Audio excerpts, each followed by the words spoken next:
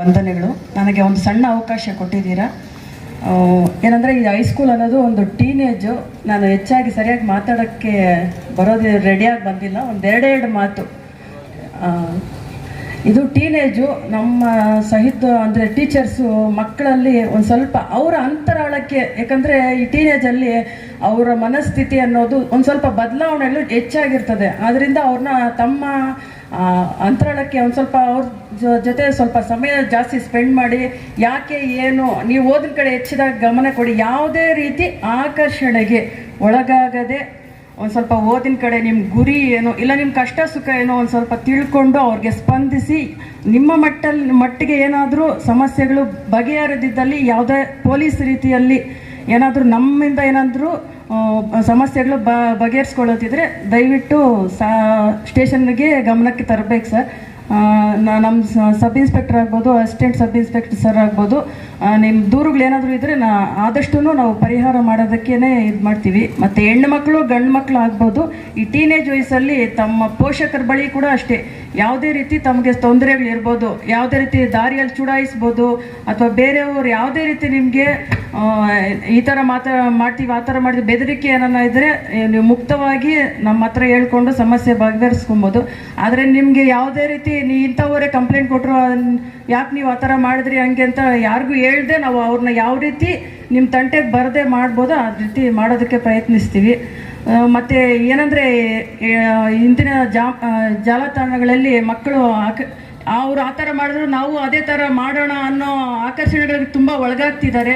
ಅದು ನಿಮ್ಗೆ ಅವಶ್ಯಕತೆ ಇಲ್ಲ. ನಿಮ್ಗೆ ಅವಶ್ಯಕತೆ ಇರೋದು ನಿಮ್ಮ ಮುಂದಿನ ಜೀವನ ಯಾವ ರೀತಿ ಉಜ್ವಲವಾಗಬೇಕೋ ಅದಕ್ಕೆ ಬೇಕಾಗಿರುವಂತೆ ನೀವು ಅವಶ್ಯಕವಾದ ಮಾಹಿತಿಗಳು ಮಾತ್ರ ನೀವು ಉಪಯೋಗಿಸ್ಕೊಬೇಕು. ಪ್ರತಿಯೊಂದು ವಿಚಾರದಲ್ಲೂ ಧನಾತ್ಮಕ ಋಣಾತ್ಮಕ ಅನ್ನೋದು ಇದ್ದೇ ಇರುತ್ತೆ. ಬಟ್ ನಾವು ಅದನ್ನು ಧನಾತ್ಮಕ ರೀತಿಯಲ್ಲಿ ನಮ್ಗೆ ಅವಶ್ಯಕವಾದ ವಿಚಾರಗಳನ್ನ ತಗೊಬೇಕು. ಮೊಬೈಲ್ ಅನ್ನೋದೇ ಒಂದು ದೊಡ್ಡ ನಿಮಗೆ ಭೂತ ಆಗಿಬಿಟ್ಟಿದೆ.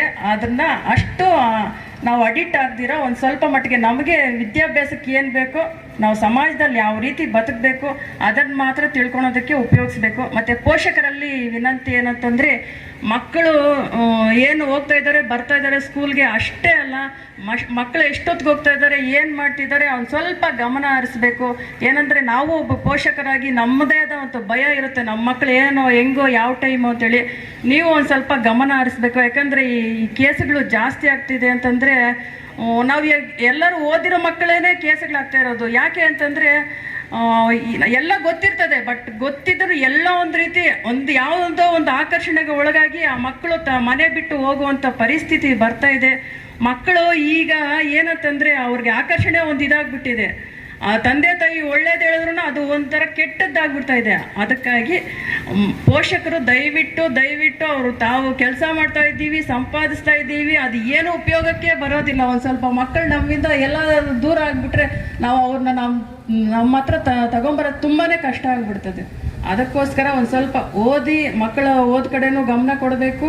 ಅವರ ಏನು ಟೀನೇಜಲ್ಲಿ ಆಗ್ತಾ ಇರುವಂಥ ಬದಲಾವಣೆಗೆ ನಾವು ಸ್ಪಂದಿಸಿ ಒಂದು ಸ್ವಲ್ಪ ಅವ್ರಿಗೆ ನಿಧಾನಕ್ಕೆ, ಇಲ್ಲ ಈ ಥರನೇ ಆಗೋದು ಏನಾಗೋದಿಲ್ಲ, ನೀವು ಅದಕ್ಕೆಲ್ಲ ಭಯ ಪಡಬಾರ್ದು, ನಿಮ್ಮ ಗುರಿ ಏನಿದೆ ನೀವು ಅದೇ ರೀತಿ ಆ ಗುರಿ ಕಡೆ ಹೋಗೋ ಕಡೆ ನೀವು ನಿಮ್ಮ ಕಷ್ಟಪಟ್ಟು ಆತ್ಮವಿಶ್ವಾಸದಿಂದ ಕೆಲಸ ಮಾಡಬೇಕು. ಅವರು ಕೆಲಸ ಮಾಡಬೇಕು ಅಂತಂದರೆ ಓದೋದಕ್ಕೆ ಅವಕಾಶ ಮಾಡಿಕೊಡಿ ಅಷ್ಟೇ. ಮತ್ತು ಇಲ್ಲಿ ಒಳ್ಳೆ ಟೀಚರ್ಸ್ ಇದ್ದಾರೆ. ನನಗೆ ಈ ನಂಗ್ಲಿ ಬಗ್ಗೆ ಅಷ್ಟೊಂದು ಪರಿಚಯ ಇರಲಿಲ್ಲ. ಇಲ್ಲಿ ನೋಡ್ತಾ ಇದ್ವಿ ಈ ಸ್ಕೂಲಲ್ಲಿ ಇಷ್ಟೊಂದು ಅನುಕೂಲ ಇದ್ರೆ ಅಂತಂದರೆ ಮಕ್ಕಳು ಇನ್ನೂ ಚೆನ್ನಾಗಿ ಓದಿ ಒಂದು ಒಳ್ಳೆ ಉನ್ನತ ಮಟ್ಟಕ್ಕೆ ಹೋದರೆ ತುಂಬ ಚೆನ್ನಾಗಿರುತ್ತೆ ಅಂತ ಹೇಳ್ತಾ, ನನಗೆ ಈ 2 ಮಾತುಗಳನ್ನು ಹೇಳೋ ಅವಕಾಶ ಕೊಟ್ಟಂಥ ವೇದಿಕೆಯ ಎಲ್ಲ ಗಣ್ಯರಿಗೂ ಹಾಗೂ ನನ್ನ ಎಲ್ಲ ನೆಚ್ಚಿನ ವಿದ್ಯಾರ್ಥಿನಿಯರಿಗೆ ಹೃತ್ಪೂರ್ವಕ ವಂದನೆಗಳು.